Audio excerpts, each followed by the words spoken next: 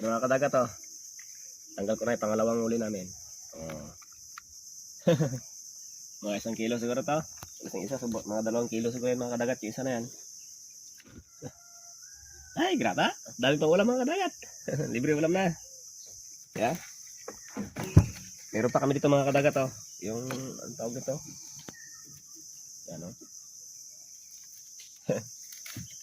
Yan. Ito mga kadagat oh. Sa tabi-tabi lang kami ito nag-area. Kadali rin. So diyan lang kami nag-area sa mga taga lampas tao lang. Madalang di pala ang lalim. Pero tanggalin na. Yeah. Galaban din eh. Galaban din mga ganun. Mga gat din. Masarap talaga mga kadagat na maging mahirap. Kapag nakamulatan mo na mahirap ka talaga. Alam niyo kung bakit? Na masarap, na masaya na maging mahirap dito sa mundong ito. Kasi kahit mahirap tayo, binigyan tayo ng buhay ng Panginoon. No? At saka, binalik natin sa Kanya yung paglilingkod. Mula na nilikha tayo sa mundong ito, binuhay niya tayo. Sa mundong ito, ganti natin sa Kanya, lingkuran natin ng ating Panginoon. Kaya ikaw na ang masayang tao sa mundong ito. Basta tinanggap mo ang Panginoong Diyos, ligtas ka na, save ka na. Kaya yon, magiging masaya ang buhay mo talaga kahit ikaw ay maging mahirap kung nasa Panginoon ka. Yun talaga ang masayang pamumuhay. No? Alam niyo po, kahit ganito, na pamumuhay lang, basta marangal na pamumuhay. No? Yung kaya-aya sa Panginoon. Okay yan. Talagang bibilisingan tayo ng Panginoon ng mga biyaya. Kahit tayo mahirap. Ganito lang sa una. Success. Ano lang, failure lang muna. Malay mo sa balang araw. Magiging successful na rin ang lahat. No? Kahit mahirap man tayo sa physical na pamumuhay. Pagdating naman sa spiritual, paglilingkod, mayaman tayo mga kadagat. Doon tayo masaya. No? Masaya tayo, pamumuhay natin. Kahit ganitong mahirap lang ang pamumuhay. Alam niyo po, ang pangingisda ay napakahirap po talaga na pamumuhay yan. Pangingisda, talaga magtiyaga ka talaga. Magpuyat ka.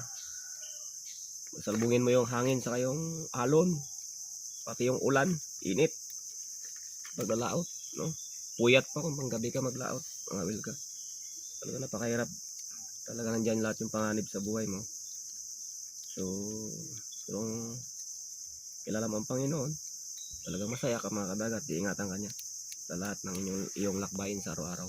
No? Hindi ka pababayaan. Kasi kasama mo ang Panginoon. No? Sabi nga ng pangako ng Panginoon, eh, kung kasama niyo ako, sino ang papanig sa inyo, no? No? Mayroon pala magpanig mga kadagat. Si Nating. Nating pala, Nating. Wala makakakuan sa atin. Wala makakadaig kung kasama natin ang Panginoon. Kaya tayo mahirap lang, basta masaya na pamumuhay, marangal. So, kalugod-lugod sa Panginoon yun. Kaya bibigyan ka talaga ng pagpapala ng Panginoon. Kahit sa taga-tuhod ka lang mag-ariha. Ayan nga mga kadagat. 2 di pala inariha. Lampas tao lang yung pinakaunang buya namin eh. Tungkad lang nga yung tawag nito, lupa, yung buwangin. Inariha namin. Pero may uli pa rin kami oh. Kaya ngayon mag-ariha, may uli talaga.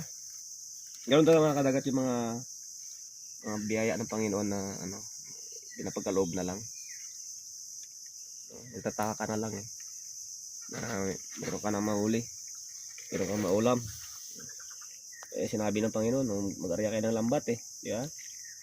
Sabi niya kay Juan sa kasi si Simon sa kasi Andres pala, sinaris na lambat, inunod, makawas sila isda. Kaya kung sa Panginoon ka rin mga kadagat, lumapit ka sa kanya, mga muyo ka sa kanya kung sa Ilonggo, nag-aangag niya eh. Kagaya niya no? Oo. Tayo dito, basta-basta ng ulam mga kadagat na binigay ng Panginoon. Panginoon ang naglikha nito eh. Ang Diyos nating tagapaglikha, ating Creator. No? Ayun, binigay ito sa atin yung isda na to. Para sa atin. Para tayo magkaroon ng ulam at mabuhay doon sa mundong ibabaw na to, na napakikli. Let's go na ta. Maraming salamat mga kadagat sa inyo pong panonood na akin pong maikling vlog ngayong umaga. Ito ngayon ang aming huli. May pating pa na isa. Patay na, dinala ko na lang. Ganda yan. Masarap daw yan, labog-labogin. Mas alimasag, oh. Oh. Ang dami namin ulam. Ito mga kadagat, pang ano lang to, pang sariling ulam lang to, pang namin to. Hindi namin to pang binta, pang ulam lang namin. Let's go. Uwi na kami mga kadagat, bye-bye. Gata-gata tayo nito, magsabaw-sabaw tayo. Gata natin itong alimasag.